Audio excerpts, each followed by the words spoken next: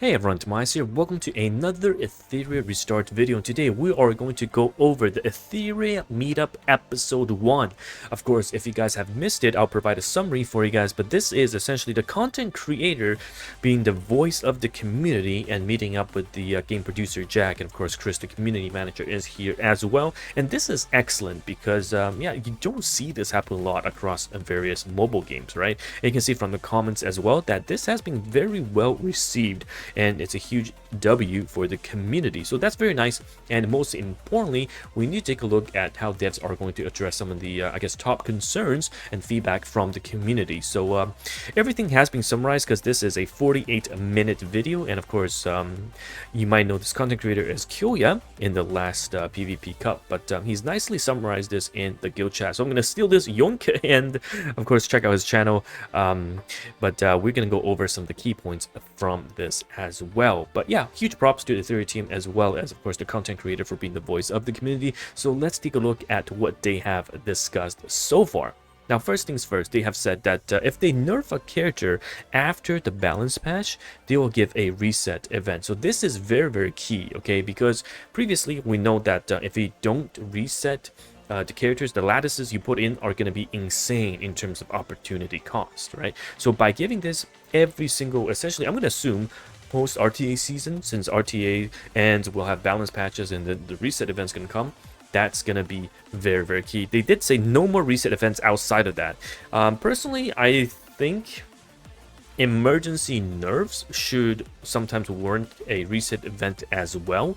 I'm gonna assume, I mean, if this is a game that wants to be there for 5-10 years, this is gonna be very, very important. Okay, but yes, RT season, we know it's 3 months. It's quite long, so one reset event every 3 months is quite lengthy. But however, in the latest patch note, we already saw that this RT season is going to end sooner rather than later. So I think in 20 days instead of another 80 days. So that's nice. That's very, very nice. So we should have a reset event by then. Now, end game difficulty is intended, and they're not going to change it anymore. Interesting. Well, personally, I thought that we'll still get a couple of more Inferno nerfs, especially with Rengo. Right, Rengetsu is just way too difficult. Everything else, right now at endgame seems reasonable, but Rengo, sometimes the RNG, you just cannot win. Right, you just cannot win. Even if you outspeed, sometimes the silence on key units will just screw you. So I'm not sure how they plan to balance that. It is very tough. I have a 75-ish% win rate on that, and that is with the very, very decked out team. So interesting that they don't want to nerf anything else. So yeah, I think people will struggle, unfortunately.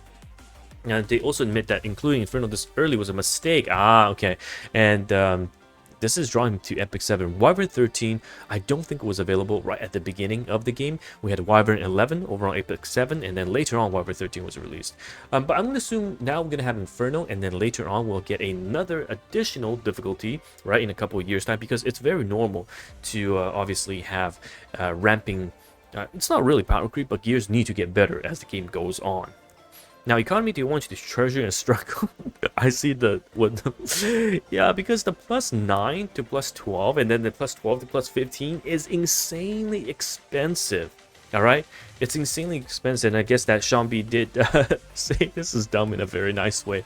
But yes, a lot of people are having trouble farming Inferno already, and when they get a good piece, it takes them pretty much their entire saving to get one piece to +15.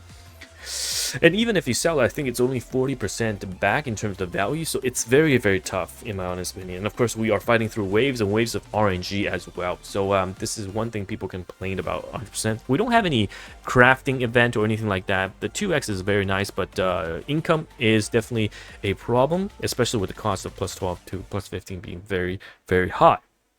And events will add more, but about the same, one hard, one easy. Okay, and Dreamscape is the late game mode development. I need to see how this works. Okay, Dreamscape, because right now we've had the Cage Rumble, which it's not bad, and the other ones, but I want to see something fun, unique, but doesn't take a lot of time. Because this game, I would say, requires to do quite a lot of manual already, and it takes a lot of time to do it all. Now, recap gear team loadout. I believe we already see it in the patch note, so I'll go over the patch note in a separate video. But increasing the gear and team loadout, and also we will have X2 event happening regularly. So again, At the recording of this video, we already have the X2 event announced and it's coming this weekend. And that's why we're hosting the Inferno extravaganza to make sure you guys have the module teams for the Inferno teams. And I'll be posting them most likely before the X2 event starts. So hopefully you will be able to just copy and paste with some of the free-to-play friendly teams. And also lastly, they recap there will be new SR and R characters eventually because hey, some of the most insane units right now are going to be SR units and even R, right? Vice the God is R, and Catchy the God is also SR. Viper, Didding, please don't nerf him, Valerian, they're all really strong SR units, so it's gonna be interesting to see what they have in store for us. But hey, I'm all for it. Overall, I think the video, or rather the Etheria meetup, was good in the sense that at least they're listening. We know they're listening. We know the content creators are bringing the concerns from the community to the developers, so that's very, very important.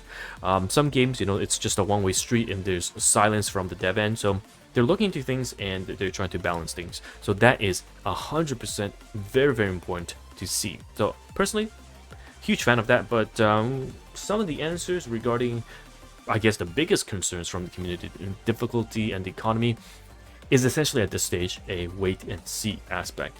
We'll have to see. Again, patch notes have been dropped and we do have some insane or upcoming changes that I'll go over in the next video.